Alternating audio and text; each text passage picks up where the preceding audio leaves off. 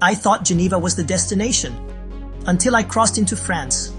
Most people arrive in Geneva believing the city itself will be the highlight of their journey. They come to see the lake, the luxury watches, the United Nations, and the famous Swiss lifestyle. And honestly, that was exactly what I expected too.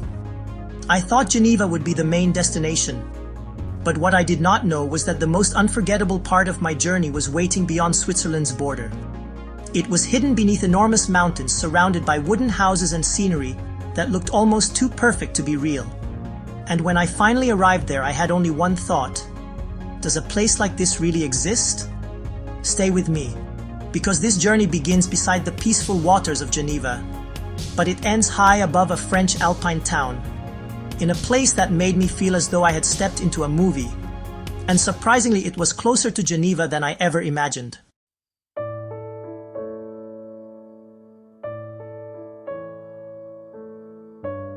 My day began beside Lake Geneva. The moment I reached the waterfront, I immediately understood why this area attracts visitors from around the world. The lake looked calm and elegant, with the city surrounding it on one side and mountains appearing in the distance. Boats moved slowly across the water. People were walking, taking photographs, sitting on benches, and simply enjoying the view.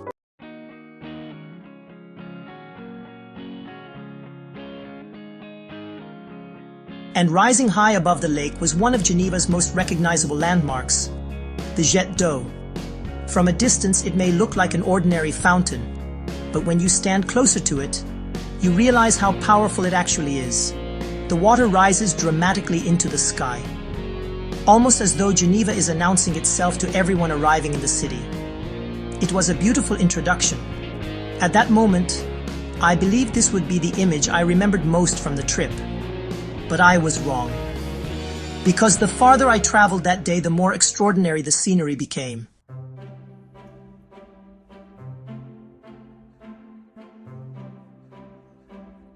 Before leaving the lakeside, I walked around the surrounding area and visited another famous Geneva landmark, the flower clock. At first glance, it is simply a large outdoor clock decorated with flowers.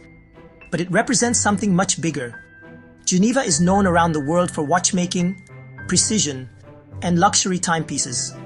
And here, even a public garden seems to remind you that time is part of the city's identity.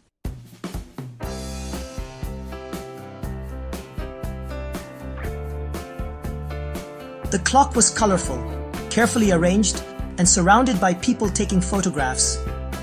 It felt like a meeting point between nature and engineering, flowers forming the design, while the clock continued measuring every passing second. And perhaps that was the perfect symbol for my day. Because although I did not know it yet, the clock was already moving me closer to the most unforgettable part of the journey.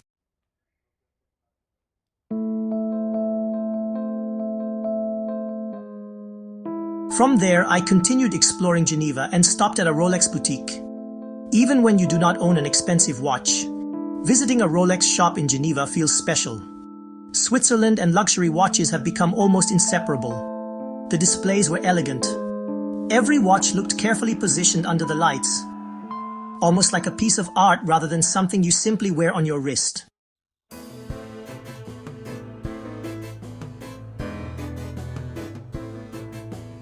I looked through the windows and imagined the craftsmanship, patience, and precision required to create something so small and yet so valuable. Geneva has a quiet way of presenting luxury. It does not always need to be loud. It appears in the buildings, the shops, the clean streets, the waterfront, and even in the way the city moves. But while the watches represented precision and status, my next stop represented something completely different. It represented cooperation between nations.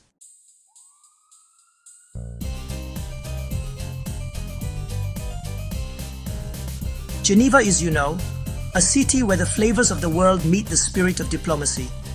Here, embassies and international organizations sit side by side with cozy cafes and vibrant markets. The conversations at a table can be just as important as those inside a meeting room.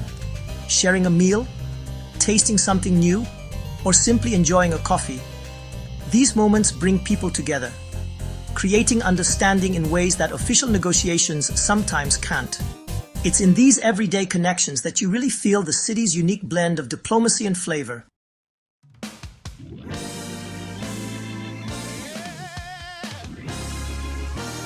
I then visited the United Nations complex at the Palais des Nations. Standing near such an important international institution felt very different from visiting an ordinary tourist attraction. This is a place associated with diplomacy, negotiation, human rights, and conversations that can affect millions of people. Outside, you can see the flags of many countries, different nations, different cultures, different languages, different beliefs, yet all represented in the same place.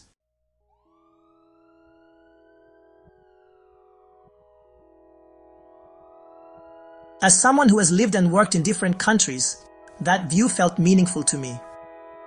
It reminded me that the world is enormous, complicated, and incredibly diverse, but we are still connected. Travel teaches you the same lesson in a more personal way. You may arrive in a country knowing almost nothing about the people. Then you speak to someone, share a meal, ask for directions, or sit beside a stranger on a bus. Suddenly the world feels smaller. That is one reason I continue to travel. It is not only to photograph beautiful buildings. It is to understand how other people live and to see life beyond the boundaries of my own routine.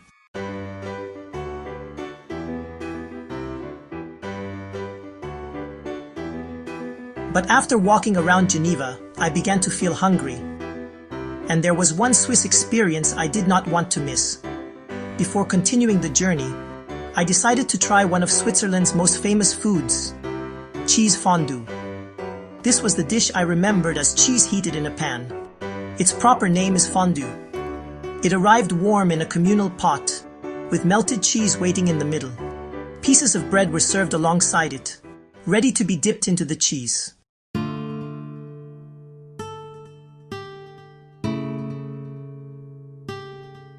At first I wondered how an entire meal centered around melted cheese could be so famous. I thought, maybe it is just cheese and bread.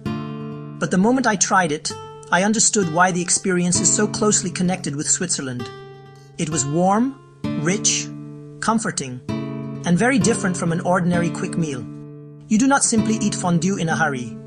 You dip the bread, wait for the cheese, take a bite, and enjoy it slowly.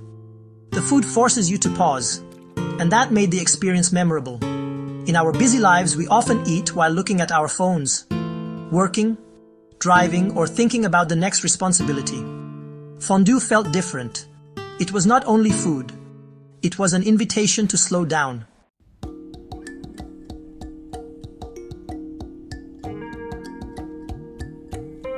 So the journey continued. And the road to the Alps was, well, something I had always imagined but never quite experienced in real life. There was this sense of anticipation building with every passing mile, almost like the landscape itself was hinting at the adventure that lay ahead.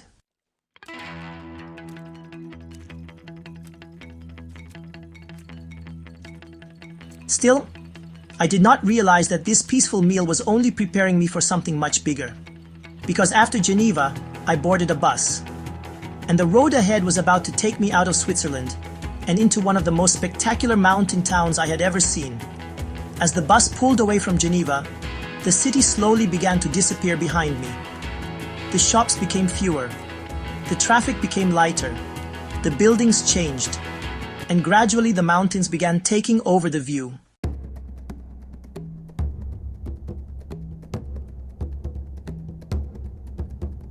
At first they appeared far away, forming a quiet background beyond the road. But with every kilometer they grew larger, closer, more dramatic. I found myself staring through the window without checking my phone. That alone says something. We spend so much of our lives looking at screens, but sometimes the world outside becomes so beautiful that you forget the screen is even there.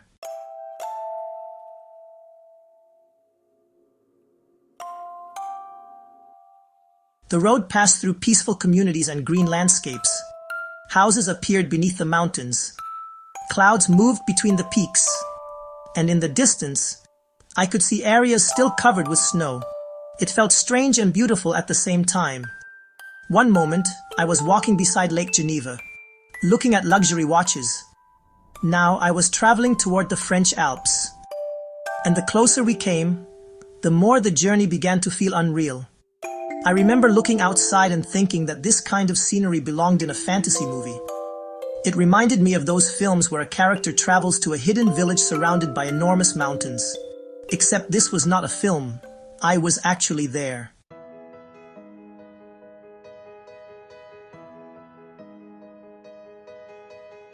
Sapatpati time, and when the bus finally arrived in Chamonix, the reality was even more beautiful than the journey had promised. The moment I stepped off the bus in Chamonix, I stopped. Not because I was tired, not because I was lost, but because I needed a moment to understand what I was seeing. Mountains surrounded the town from almost every direction. They did not look like distant objects on the horizon. They felt close, powerful, and enormous.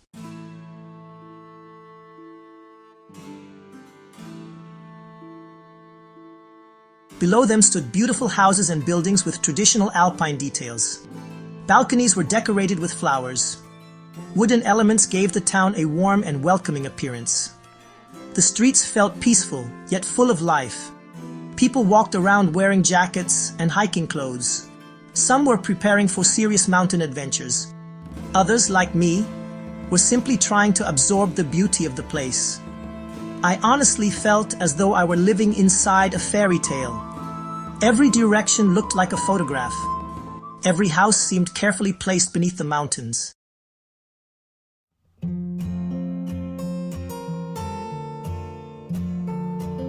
Even ordinary streets became beautiful because of the landscape surrounding them.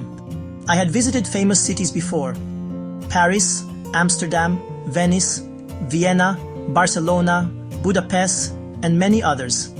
Each city gave me a different experience. But Chamonix did not impress me with grand buildings or crowded monuments. It impressed me with something far more powerful: nature. And I had not even reached the top yet.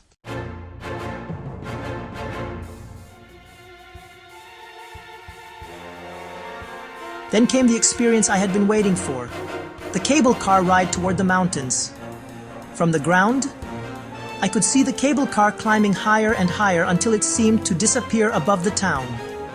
Looking at it from below was exciting, but stepping inside was something completely different. The doors closed. The cable car began to move, and slowly Chamonix started becoming smaller beneath us.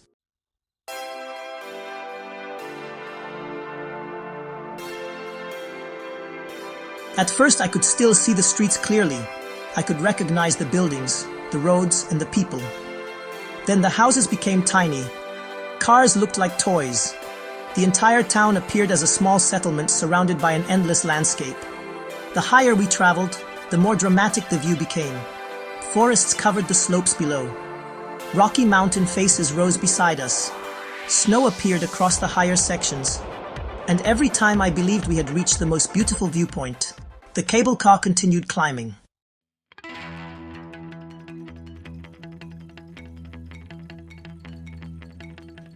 There was another view, then another, and another. I felt excited, amazed, and slightly nervous. Being suspended so high above the ground reminds you of how small you are. But it also gives you a perspective that cannot be experienced from the road below. Suddenly you see how the town, forests, valleys, mountains, and sky all connect.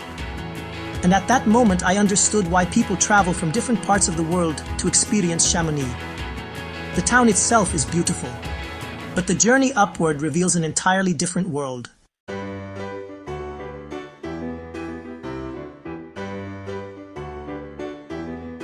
So, let me tell you about the summit experience. It's really something you can't quite prepare for, no matter how many pictures you've seen or stories you've heard. Standing there, you just feel this sense of wonder and, honestly, a bit of disbelief. The whole place has an energy that makes you realize how small you are and, at the same time, how lucky you are to witness it. It's a mix of excitement, awe, and a weird kind of calm that settles in as you take it all in.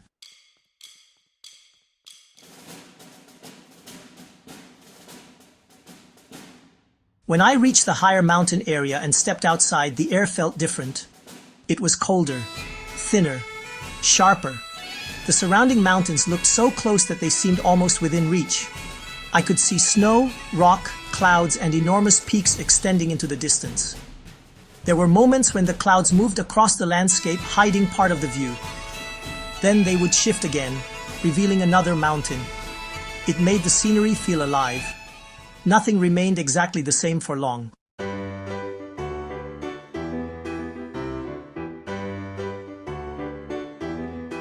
I tried to capture it with my phone, but I quickly realized that a camera could not fully reproduce the feeling. A photograph can show the mountain. A video can show the cable car. But neither can truly show what it feels like to stand there. The cold air against your face. The silence between the sounds of other visitors. The feeling of looking down and realizing how far you have traveled. The mixture of excitement and disbelief. Those things exist only in the moment.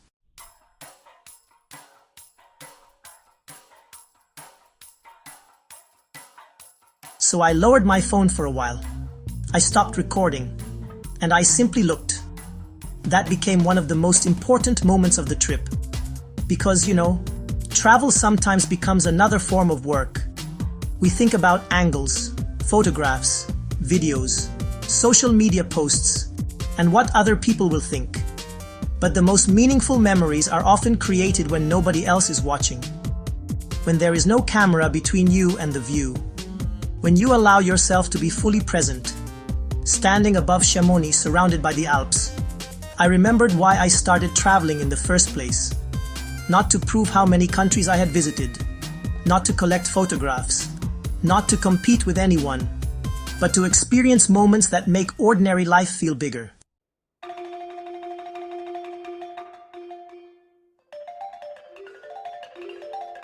Looking back, I realize how easy it is to get caught up in documenting everything, instead of actually living it. Maybe, just maybe, the next time you travel, you could try putting your phone away for a while too. Let yourself really take in the moment, feel the air, listen to the sounds around you, and just be there. Because honestly, the memories you make when you're truly present, those are the ones that will stay with you the longest. So, go out, explore, and remember to savor the journey, not just the souvenirs.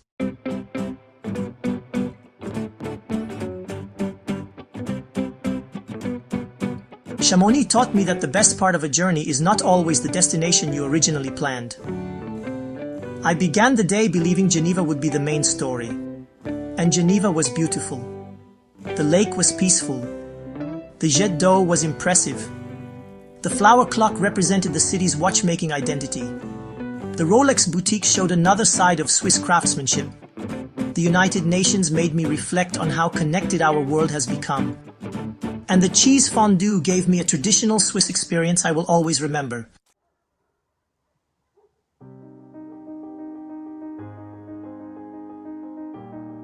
But Geneva also became a doorway. It led me towards something unexpected. Across the border in France, I discovered Chamonix. A place surrounded by mountains, wooden houses, flowers, cable cars, snow, and scenery that made me question whether I was dreaming. And perhaps that is the real message of this journey. Sometimes we plan our lives so carefully that we leave no space for surprise. We choose the most famous destination. We follow the standard itinerary. We visit the places everyone tells us to visit.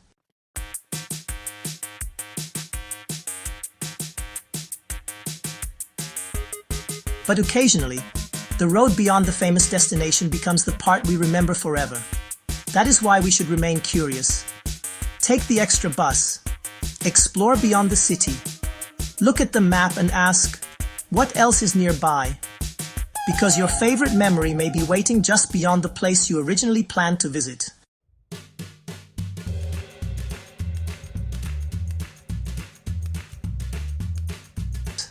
And before we continue, let me ask you something. Have you ever visited a destination that completely exceeded your expectations? A place you almost skipped, but later became one of your favorite memories? Share it in the comments. Your recommendation might inspire my next journey. or help another traveler discover somewhere unforgettable. And if you enjoy real travel stories, unexpected destinations, and journeys that go beyond the usual tourist attractions, subscribe to Far and Beyond. Here we do not only visit places, we discover the stories, emotions, and lessons hiding behind every journey.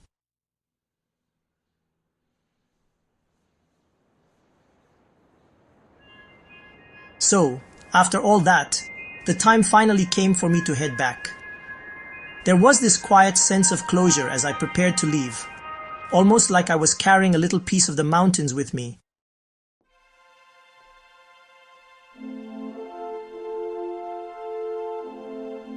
Eventually, it was time to leave. I returned to the cable car and began descending toward Chamonix. The mountains slowly moved farther away, and the town grew larger below. The tiny houses returned to their normal size, and roads became visible again. And before long, I was back on the ground. But I did not feel exactly the same.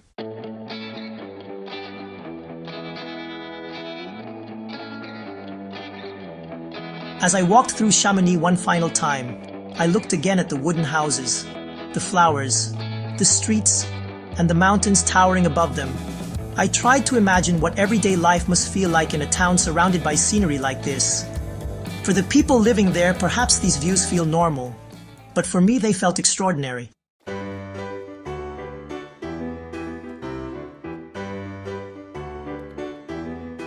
Then I boarded the bus back toward Geneva. I watched Chamonix disappear through the window. The mountains slowly moved behind us. The snow-covered peaks became more distant. The roads returned to the valleys. Eventually, the city landscape began appearing again. But while the scenery outside was changing, I was still thinking about the mountains. I realized that some places stay with you because of what you saw. Others stay with you because of how they made you feel. Chamonix gave me both.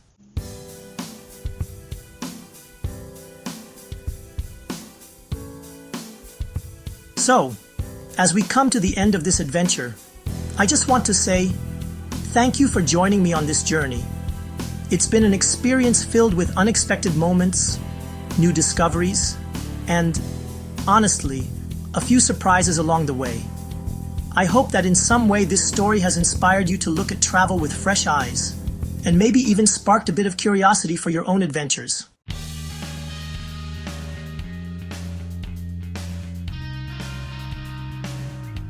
This journey began beside Lake Geneva. It took me past one of the world's most famous fountains, a clock made from flowers, luxury Swiss watches, the United Nations, and of course, a warm pot of cheese fondue. But it ended across the border in France, surrounded by the unforgettable mountains of Chamonix. And that is the beauty of travel. You may begin with a plan, but the road can still surprise you.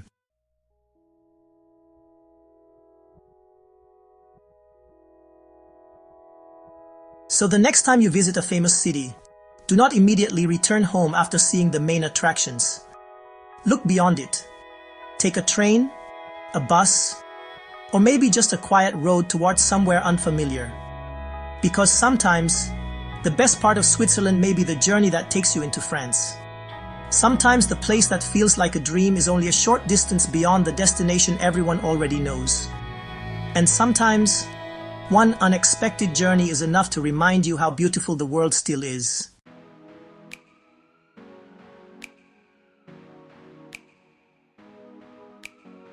If this story made you curious about Geneva and Chamonix, give the video a like.